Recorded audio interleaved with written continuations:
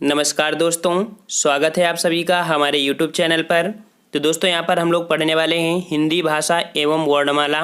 साथ में इस वीडियो के अंत में जो कि ऑब्जेक्टिव क्वेश्चन पूछे गए हैं आपसे, जो कि आप ये टॉपिक को पढ़ोगे और पढ़ने के बाद आपको पता चले कि आखिरकार आपने इसमें कितना सीखा है इसके बारे में। तो इसके कारण यहाँ पर आपको ऑब्जेक्टिव क्वेश्चन भी लास्ट में दे दिए गए हैं, तो आपको ऑब्जेक्टिव क्वेश्चन जरूर लगाना है।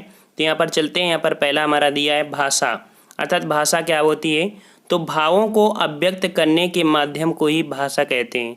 जो हम लोग भाव प्रकट करते हैं उसे हम लोग क्या बोलते हैं, भाषा। अर्थात आपकी भाषा मीठी है या भाषा आपकी कड़वी है, या बोल सकते हैं कि एक भाषा के माध्यम से ही हम किसी को जीत सकते हैं। तो आप लोग जो भाषा बोलते हैं अर्थात जो आपके भाव व्यक्त करते हैं उसे भाषा कहते हैं। हिंदी भाषा देखते हैं, हेडिंग क्या दी है, हिंदी भाषा। तो हिंदी भाषा जो आई है मूलतः वो आर्य परिवार से आई है, ठीक है, आर्य परिवार से आई है। और कह सकते हैं कि किस परिवार की अगर भाषा की बात करें तो ये भारोपी परिवार की भाषा है, ठीक है। और इसकी जो लिपि पूछी जाती है तो इसकी लिपि कैसी है, देवनागरी लिपि में है। और जिसका विकास हुआ है कैसे, ब्राह्मी लिपि में, ठीक है, ब्राह्मी लिपि में इसका विकास हुआ है। और इसी लिपि में जितने भी वैदिक साहित्य रचित हुए हैं सभी हमारे किस में हैं, ब्राह्मी लिपि में ही लिखे गए हैं। अब नेक्स्ट यहाँ पर देख लेते हैं हिंदी के विकास में, अर्थात हिंदी का विकास कैसे हुआ है। तो संस्कृत देखो, हमने बताया कि सबसे पहले आपकी संस्कृत आई, जिसमें से वैदिक संस्कृत, फिर इसके बाद आपकी आती है लौकिक संस्कृत, फिर पाली भाषा। पाली भाषा के कह सकते हैं कि पाली भाषा में जो उपदेश दिए हैं आपके गौतम बुद्ध जो हमारे संबंधित है, जो आपके पाली भाषा से ही संबंधित हैं। और जितने भी जैन ग्रंथ संबंधित है अर्थात जैन जो संबंधित है वो हमारे प्राकृत संबंधित हैं। फिर आपके आती है अपभ्रंश भाषा से, फिर विदेशी भाषा, फिर जो भाषाएं हमारी अरबी भाषा, फारसी आदि भाषाओं का भी योगदान है हमारी हिंदी भाषा के विकास में। तो आपको अगर मूलतः पूछे कि हमारी भाषा कौन हमारी मूलतः है, तो हमारी पहली संस्कृत, फिर आपकी पाली, प्राकृत, अपभ्रंश, और इसके बाद हमारी जो अदर आ जाती हैं, इसके बाद हमारी हिंदी भी आ जाती है, ठीक है। तो इतना आपने देखा, हिंदी का क्रम इस प्रकार से आया। और हिंदी की आदि जननी संस्कृत को कहते हैं, क्योंकि संस्कृत के माध्यम से हमारी हिंदी निकल के आई है। अगला है आपका वर्ण। तो वर्ण क्या होता है, तो भाषा की सबसे छोटी जो इकाई होती है, या कह सकते हैं ध्वनि होती है, या उसके लिखित रूप में जो भी कह सकते हैं कि वर्ण बोलते हैं। तो भाषा की सबसे छोटी जो इकाई होती है उसे ध्वनि कहते हैं, ठीक है। और ध्वनि को कह सकते हैं कि वो अक्षर भी होता है, इसे क्या बोलते हैं, वर्ण को अक्षर भी कहते हैं, जिसका अर्थ होता है अनास्वान, ठीक है। क्या होता है, अनास्वानता, जो कि वर्ण अखंड रूप है, अर्थात ये खंडित होता है। इसका मूल ध्वनि नाम ही अगर अखंड होता है, क्योंकि ये अधूरा होता है, जिसके खंड नहीं हो सकते हैं, ये आपका होता है वहाँ पर वर्ण, ठीक है। और आप लोग अच्छे से इसकी नोट्स बना लेना। यहाँ पर वर्णमाला, तो वर्णमाला क्या होता है, तो किसी भाषा के मूल ध्वनियों को, अभिव्यक्ति को, समूह को यहाँ पर वर्णमाला कहते हैं।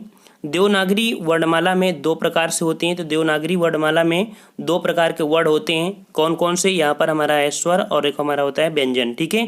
तो जो हमारी जितना पढ़ रहे हैं वो सभी कैसे हैं, देवनागरी में। आपको ये भी पॉइंट याद करना है, काफ़ी अच्छे से बताया गया है यहाँ पर। तो देखिए यहाँ पर स्वर की बात करते हैं। सबसे पहले स्वर, तो वे वर्ण जिनके उच्चारण के लिए किसी अन्य वर्ण की आवश्यकता नहीं होती है उन्हें स्वर कहते हैं।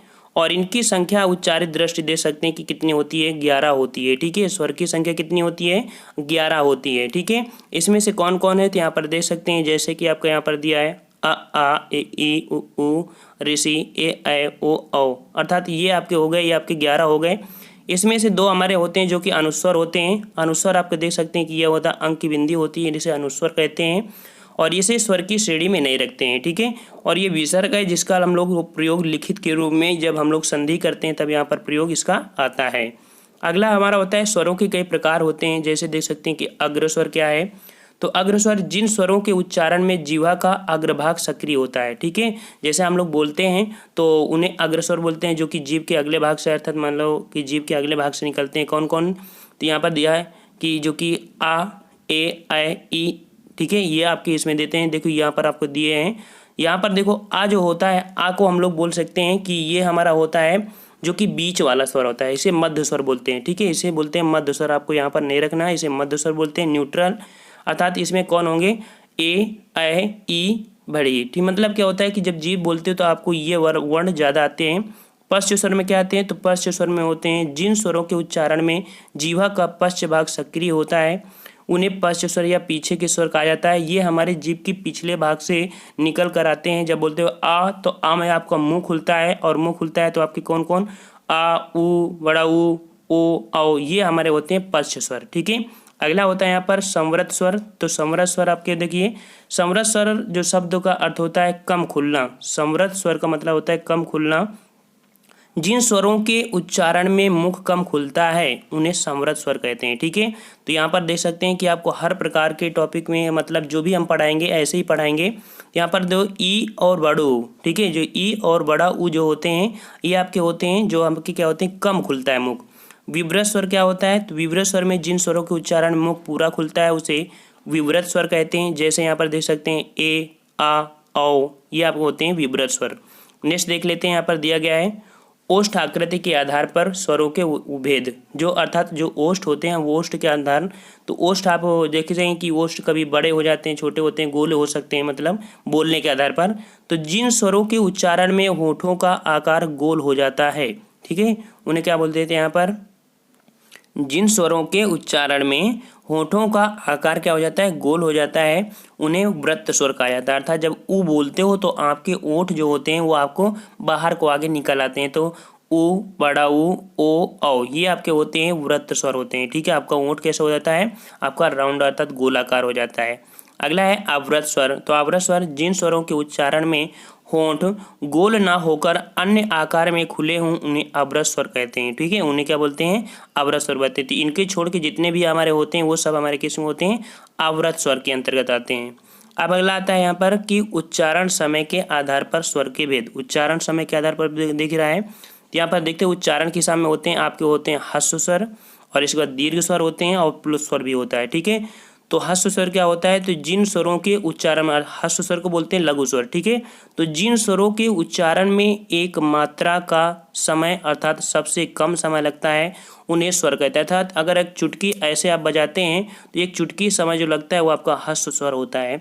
जैसे आपको दिया है आ, ई, उ, या और एक ऋषि होता है, ये सभी हमारे होते हैं जो कि आप क्या आते हैं ह्रस्व स्वर में। दीर्घ स्वर में क्या होता है, तो जिन स्वरों के उच्चारण में दो मात्राओं का या एक मात्रा से अधिक समय लगता है उसे दीर्घ स्वर बोलते हैं। अगर आप अपनी हाथ की चुटकी को बजाएंगे, अगर आपको ह्रस्व स्वर की तुलना में दुगना समय लगता है तो आपका दीर्घ स्वर हो जाएगा।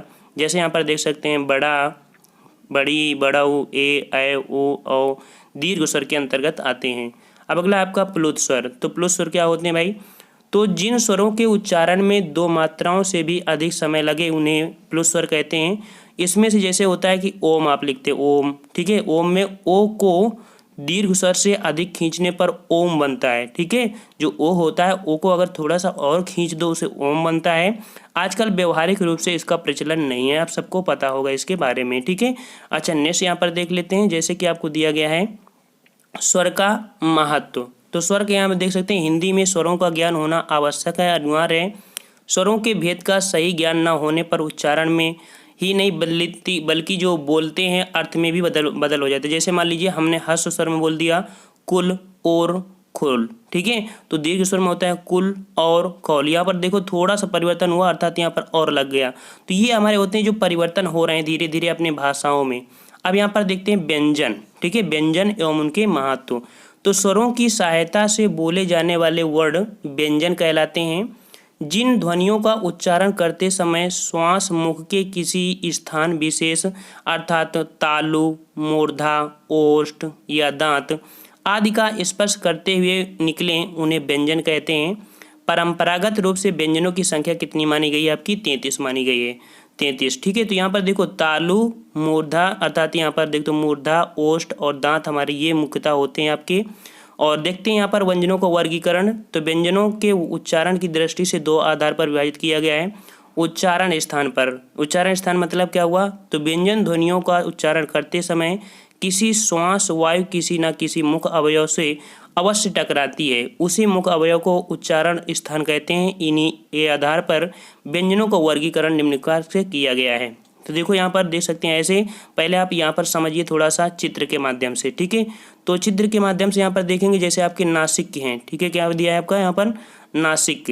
तो नासिक का मतलब है जो नाक के माध्यम से निकलती है, जो भी एयर आपके गई होती है नाक के माध्यम से।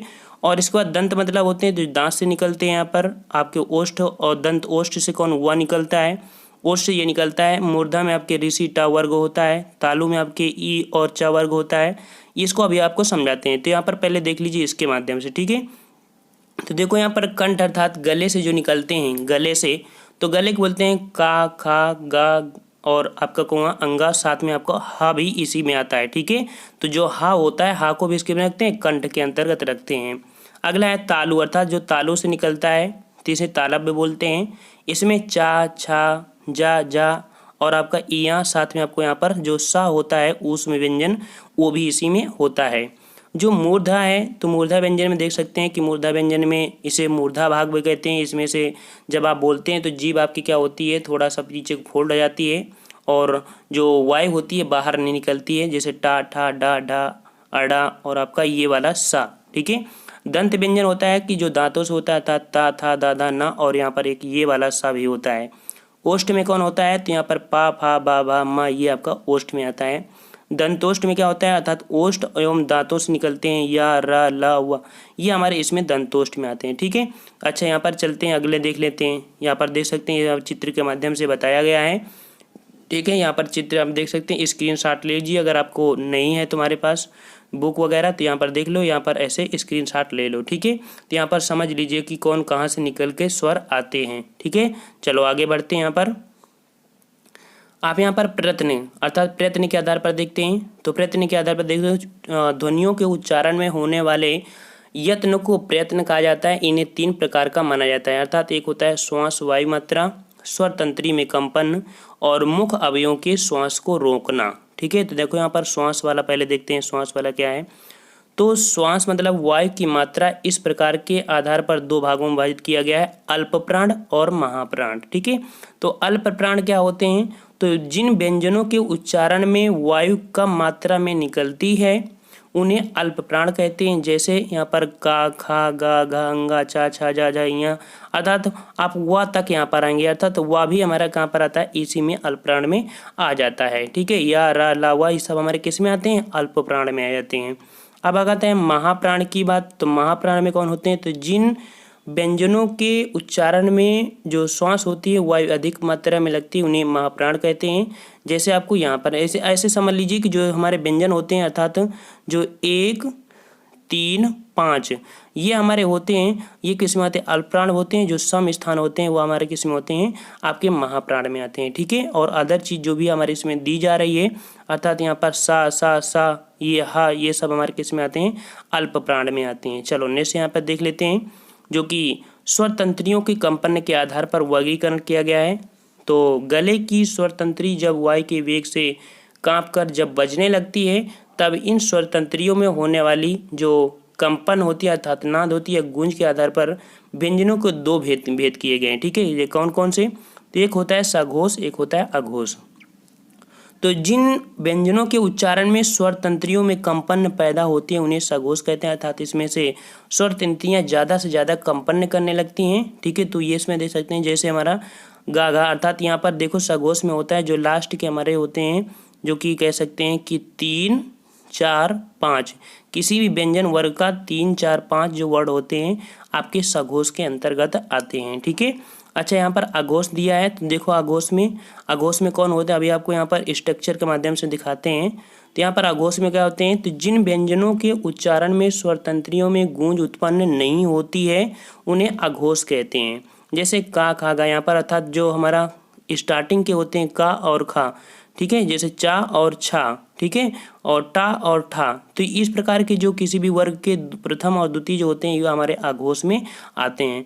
और इसमें हमारे देखो यहाँ पर जो सा ये भी आपके किस में आते हैं, ये आपके अघोष में आते हैं। उसमें कौन आया था, हा आया था, देखो। ठीक है, उसमें कौन आएगा, जो सघोष में, तो उसमें आपका हा आता है। इसमें क्या आप कहते हैं, 3 के जो स्टार्टिंग के। अच्छा, अब यहाँ पर ये देख लीजिए जो कि आपका स्ट्रक्चर में बता दिया गया है। ठीक है, अल्प प्राण, महाप्राण, अल्प प्राण, महाप्राण, अल्प प्राण। ठीक है, तो यहाँ पर देखो अल्प प्राण है, अल्प प्राण और अल्प प्राण, अर्थात ये आपका 1, 3, 5 वाला स्थान कौन, अल्प प्राण है, और महाप्राण वाला कौन है, आपका सम स्थान वाला। ठीक है, अब यहाँ पर देखो जो कि आपको दिया गया है यहाँ पर अघोष, अघोष, सघोष, सघोष, अघोष, अर्थात यहाँ पर जो स्टार्टिंग के 2 वाले होते हैं ये हमारे क्या होते हैं, अघोष होते हैं, और यहाँ वाले जो होते हैं ये सघोष होते हैं। जो नासिक के होते हैं ये सभी हमारे क्या होते हैं, सघोष में होते हैं। अगला दिया है जो कि कह रहा है कि अवयवों के अवरोध द्वारा ध्वनियों का उच्चारण करते समय हमारी जीभ, वायु आदि अवयव अनेक प्रयत्न करते हैं, इसी आधार पर वर्गीकरण किया गया है। तो इसमें देखो हमने बताया स्पर्श, तो जिन व्यंजनों के उच्चारण में करते समय हमारे मुख के अवयव का आपस में स्पर्श होता है उन्हें स्पर्श व्यंजन कहते हैं।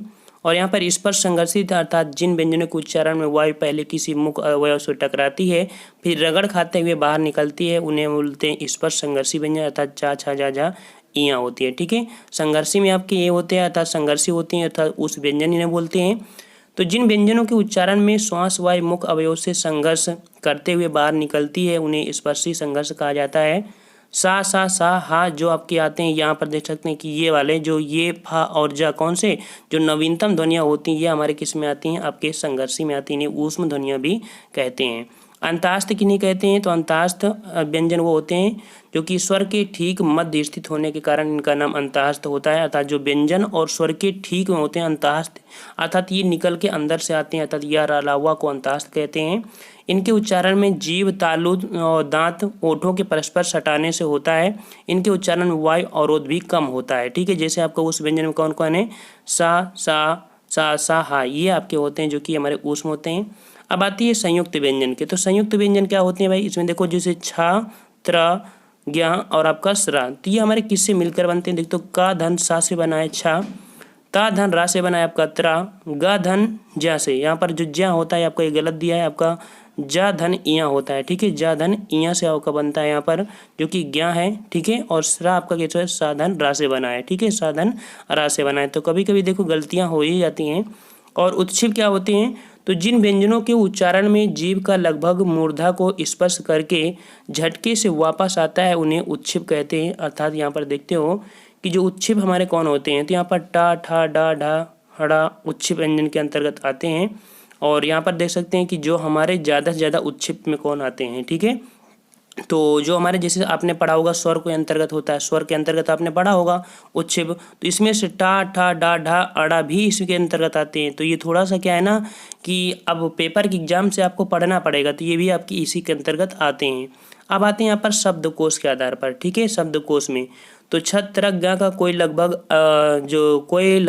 कोई अलग शब्द संग्रह नहीं मिलता है क्योंकि ये संयुक्त अक्षर होते हैं। इनकी जानकारी के लिए संयुक्त अक्षरों के पहले अक्षर के आधार पर इनका ज्ञान प्राप्त किया जाता है। जैसे यहाँ पर का छा था ना, और यहाँ पर त्रा है, ज्ञा है, ये आदि सवार होती है जो कि इसमें आते हैं। ठीक है, तो फ्रेंड्स ये आपकी रही थ्योरी लैंग्वेज। ठीक है, आपने थ्योरी पढ़ा।